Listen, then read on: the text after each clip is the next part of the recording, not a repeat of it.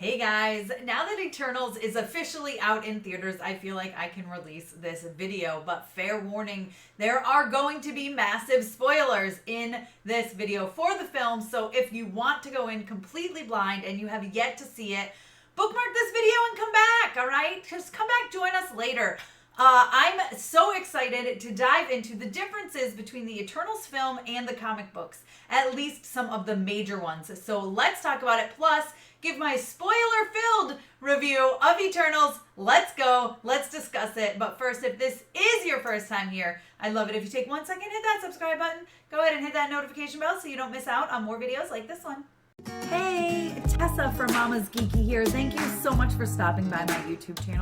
Okay guys, so the first thing I'm going to do is talk about some of the major differences between the film and the comic books. And so let's start off with one of the very obvious ones. There is some gender swapping here. So there are several characters in the film that are male in the comics. And I feel like they probably changed it just to make things a little more even. But Sprite is a boy in the comics. Makari is a boy in the comics. And Ajak is a boy in the comics. So Cersei and Thena are really the main two females in the Eternals. And so listen, Cersei obviously doesn't have a relationship with Icarus. I guess not obviously, but she does not have this relationship with Icarus, okay? It is actually with Makari in the comics, but it's the same sort of thing, right? They're together for thousands and thousands of years, and they break up and get back together and break up and get back together. So it's definitely that complicated relationship. It's just not with Icarus. Icarus is actually kind of with this human woman every once in a while. It's the whole thing. It's the whole thing. Cersei does actually kind of have a physical relationship with many of the Eternals, which is one of the things Sprite is very upset about. So in the movie, they touch on the fact that Sprite, Sprite looks young, okay? Sprite is just as old as all the other Eternals, thousands and thousands and thousands of years old. However, she looks like a kid. So therefore, maybe not by all of the Eternals, but by humans, she is treated like a child. And that is the same thing in the comics, okay? Sprite wants so very badly to just hit puberty and grow up, okay? And he can't. And he gets very upset about it. And in the Neil Gaiman run, he actually goes and uses his illusions to completely trick and fool the Eternals. He actually makes them all forget who they are. They think they're human. They don't really know. There's only certain things that will bring back and trigger these memories, which eventually it happens. I don't want to spoil the whole thing because, guys, trust me, you should really read that run. It's a great Eternals run, great comic book run. Again, it's by Neil Gaiman. But he ends up using his own illusions and his own powers to completely make himself human. Now, in the film, it is Cersei who does this with the leftover powers from the Celestials after forming the Unimind.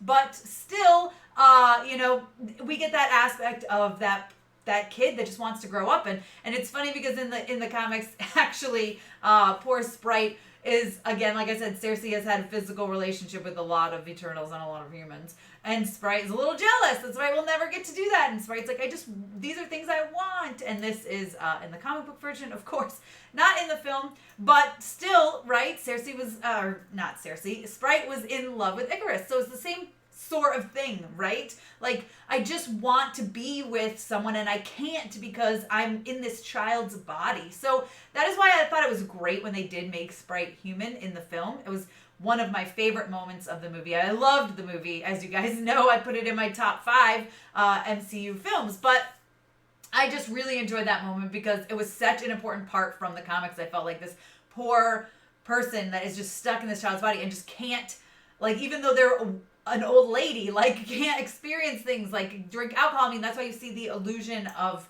her being a grown-up person in the bar and stuff like that. And I thought that was great. And I love that they weaved that in. It made me very happy since that's one of my favorite comic book storylines. So another difference from the comics and the movies that's quite important is that they don't actually ever die, the Eternals. So they're immortal, of course, right? They live on for thousands and thousands and thousands of years. But if they are killed, their bodies actually come back in the resurrection chamber. There's a chamber, they're totally reborn. Obviously not the case in the movie. Makes sense because you have to have consequences or else, like, you're just going to have all these Eternals forever living on in the MCU and, like, what are you going to do?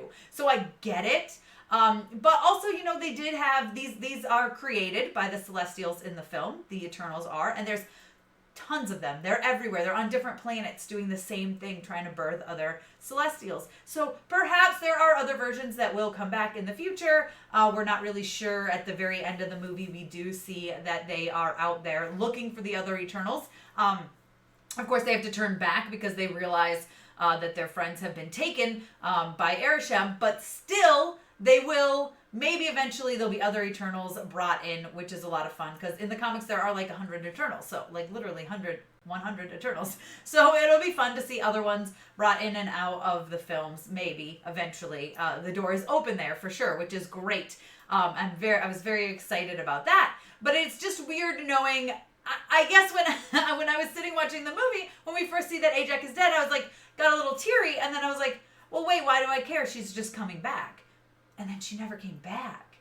Never. I was just like waiting for her to come back. She never came back, and I was like, okay, now I feel really bad that I like stopped myself from crying when she was dead, because she's not coming back. It was awful. So that's one of the major differences as well. Something that I really totally thought we were going to get in the movie. The trailers tricked me. I thought for sure we were going to have the relationship that Thena has. So Thena actually has quite an affinity for deviants.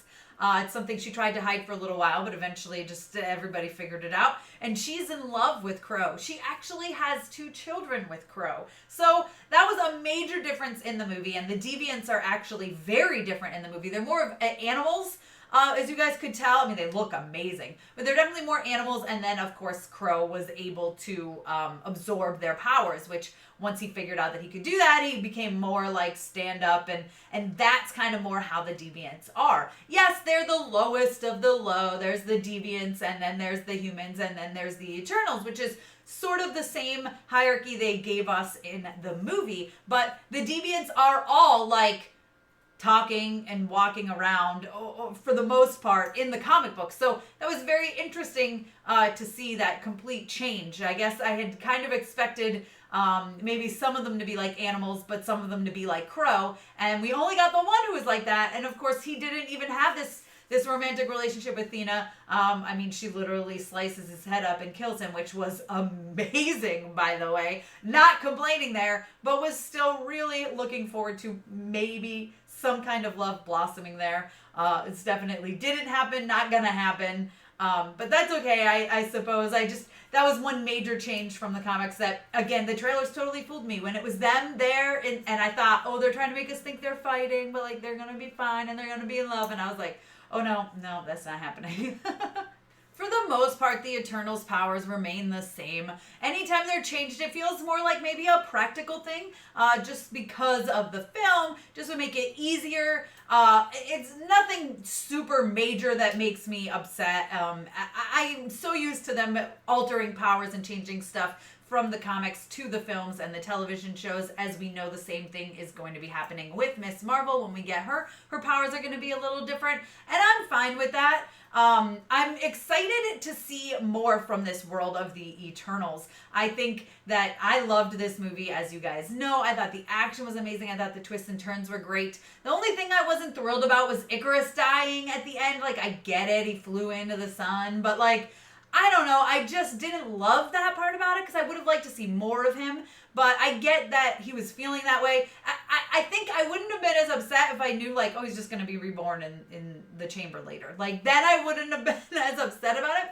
So it was kind of sad to see that happen. But like I said, I really loved the story pretty much with everyone else. I think Druig was amazing in this. I love him in this. He feels a little bit more evil in the comics, but still totally enjoyed him in this. And of course, I thought it was great that we got the first homosexual kiss on screen in the MCU, and then of course the first sex scene as well, which I thought was really well done. It wasn't like over the top. It was very subtle, but loving, right, and touching, which I thoroughly enjoyed about it.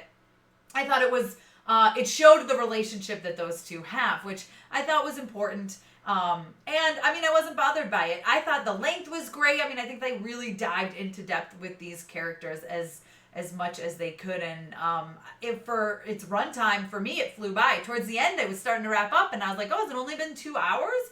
and then realized, no, it's definitely almost been the whole thing. And of course, the end credits are amazing. I mean, you guys, I have a video up with the end credits explained where I talk about my thoughts on that. And then I also have my spoiler-free review up where I spent 30 minutes talking about the film. So be sure to check that out. That's a more in-depth review for sure. This was more focusing on the differences from the comics. And I've got to say, I'm not upset by the gender swapping. I'm not really upset by any power changes. I just find it interesting that they are not going to be reborn. I get why they did that.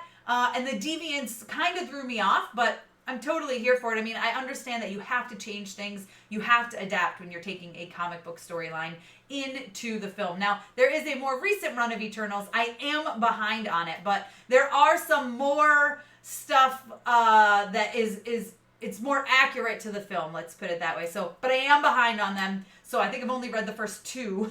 So I need to catch up on those for sure. I've just been very busy, but I've enjoyed it so far. And I'm interested to see where it goes with in connection to the film and the future of the MCU. You guys let me know what you think down below in the comments. Let me know if there were any differences from the comic books that bothered you or what your favorite part of Eternals was. Be sure to give me a thumbs up. Don't forget to subscribe. Hit that notification bell so you don't miss out on more videos like this one. Follow me over on Instagram and Twitter. I'm at MamasGeeky over there. MamasGeeky.